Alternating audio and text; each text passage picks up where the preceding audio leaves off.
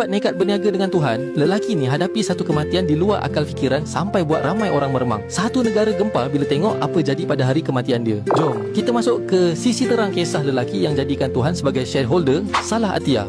طب ايه رايك ان انا عاوز هدوم ماشي وايه تاني وعربيه ماشي وبيت ماشي وزوجه ماشي وفلوس يا رب ربنا عنده كل حاجه. Cerita ni bermula pada tahun 1974 di sebuah kampung kecil di Mesir bernama Tafahna Al-Ashraf. 9 graduan pertanian yang baru habis khidmat tentera dan diorang ni semua sama-sama miskin. Diorang setuju nak buka ladang ayam. Setiap seorang kena keluar 200 pound Mesir. Bunyi macam kecil kan? Tapi pada waktu tersebut jumlah tu besar gila. Sampaikan ada yang terpaksa jual emas isteri, ada yang jual tanah sendiri, ada yang berhutang semata-mata nak cukupkan bahagian dia. Tapi ada satu masalah. Diorang cuma 9 orang. Diorang nak seorang lagi supaya jadi genap 10, senang nak bahagi untung. Berhari-hari diorang cari, tanya sana sini, tak ada seorang pun yang nak masuk. Sampailah satu hari, Salah Atiyah datang jumpa kawan-kawan dia dengan muka berseri. Dia cakap, aku dah jumpa rakan kongsi ke-10 kita. Diorang tanya, siapa? Dia jawab, satu perkataan je, Allah. Syaratnya, Allah dapat 10% daripada keuntungan. Semua setuju terus tanpa banyak soal.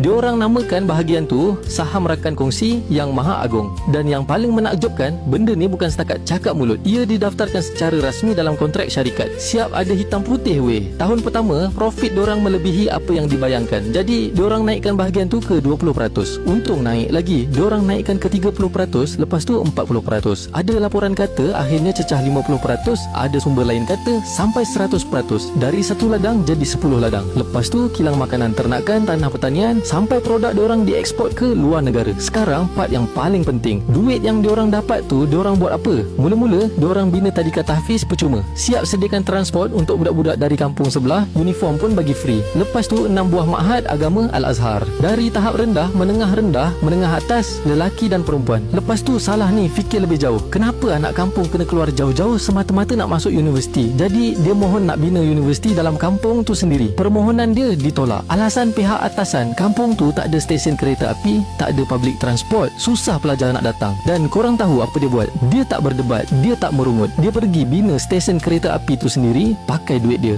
Terdiam terus pihak atasan. Dan Tafahna Al-Ashraf pun catat sejarah jadi kampung pertama kat Mesir yang ada universiti dalam kampung. Bukan satu fakulti je tau, 4 terus dia buka di bawah Universiti Al-Azhar. Siap dengan asrama yang muat 600 pelajar perempuan dan 1000 pelajar lelaki. Tahun 1996, Syekhul Azhar sendiri, Dr. Muhammad Sayyid Tantawi, turun ke kampung kecil tu untuk merasmikan. Tapi yang paling buat aku respect, cara dia bantu orang susah bukan sekadar hulur duit. Setiap janda dan balu di kampung tu dia bagi seekor kambing dengan makanan ternakan sekali. Bukan sedekah one off tau. Dia terus bagi sumber pendapatan. Perempuan kampung pula dia hantar belajar menjahit. Lepas tu dia belikan mesin jahit. Dan korang tahu apa kerja pertama diorang? Jahit uniform tadika yang diagihkan percuma tu tadi. Faham tak apa dia buat? Dia bina pasaran untuk orang kampung semua tu dalam sistem dia sendiri. Tukang-tukang pula dibelikan peralatan kerja ikut bidang masing-masing. Sampaikan doktor pun dia belikan alatan perubatan. Yang tak ada kemahiran, dia uruskan bekalan barang dari kedai borong supaya diorang boleh buka kedai runcit. Hasilnya, menurut laporan Al Jazeera, sampai satu tahap kampung tu memang dah zero orang miskin dan zero penganggur. Dan ni yang buat aku terkedu. Sepanjang hidup, Salah Atiyah tak pernah ada anak seorang pun. Dia bina sekolah, ma'had dan universiti untuk anak orang lain. Sedangkan dia sendiri tak ada zuriat. Dia pun bukan ahli mana-mana parti, tak pernah kerja kerajaan dan langsung tak pernah muncul dalam media.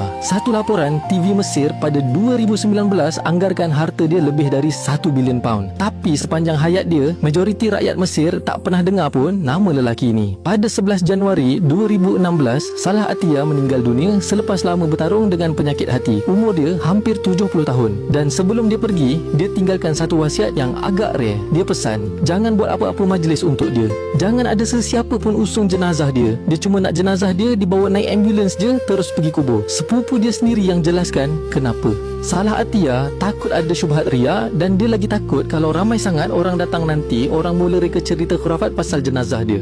Maksudnya, sampai ke saat terakhir pun, dia cuma nak menghilang senyap-senyap. Tapi, pada hari kejadian, benda yang dia paling risaukan tu terjadi juga. Berita kematian dia merebak macam api. Orang mula bergerak. Bukan dari kampung dia je, tapi dari seluruh Mesir. Jalan sesak, kampung terus lumpuh. Ratusan ribu orang datang. Malah ada laporan Mesir kata jumlah yang hadir melebihi 1/2 juta orang. Sampai hari ini, pengebumian tu masih dikira antara yang terbesar dalam sejarah moden Mesir. Bayangkan, lelaki yang merayu tak nak jenazahnya diusung, akhirnya akhirnya satu negara turun padang meratapi pemergian dia. Betul lah, orang kata diam-diam ubi berisi. Sepanjang hidup dia tak pernah nak dikenali, tapi pada hari dia mati barulah dunia sedar siapa sebenarnya dia ni. Kita ni selalu ingat sedekah tu benda yang kita akan buat lepas kita dah kaya. Salah Atia buat terbalik. Dia letak bahagian Tuhan dulu sejak dia masih tak ada apa-apa lagi. Persoalannya, dengan pendapatan yang kita dapat sekarang ni kan, ada tak kita asingkan sebahagian pendapatan tu untuk Tuhan? Renungan bersama.